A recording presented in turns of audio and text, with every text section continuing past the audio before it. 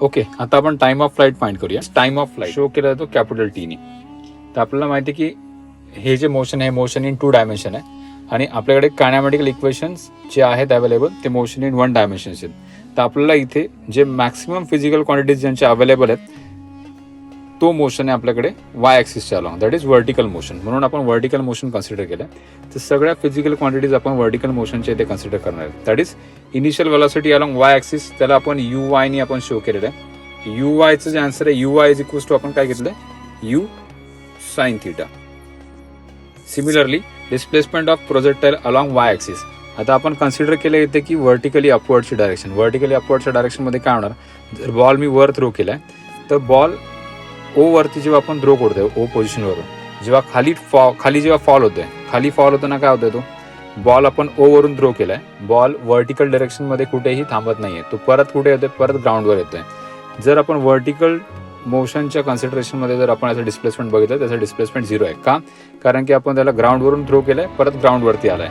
त्यामुळे जर डिस्प्लेसमेंट किती येणार, displacement that is s is equals to the displacement इथे येणार आहे 0. आणि ॲक्सेलरेशन अलॉंग वाय ॲक्सिस आपल्याला माहिती आहे, that is acceleration along Y axis is equals to येतो मायनस जी.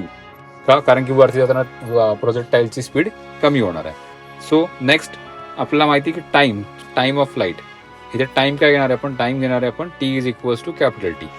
तर आपल्याकडे बेसिकली कायनेमॅटिकल इक्वेशन आपण जे यूज करणार आहे that is s is equals to use करणार आहे s is equals to u t plus half a t square.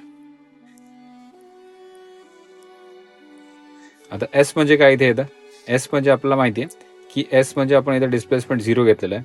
Velocity along Y axis आपण काय घेतलेली आहे, व्हेलॉसिटी अलॉंग वाय ॲक्सिस आपण घेतलं u sine theta into T. टीला आपण घेतलं आहे capital T plus half acceleration along Y axis that is a Y and time आपण घेतला आहे टी स्क्वेअर.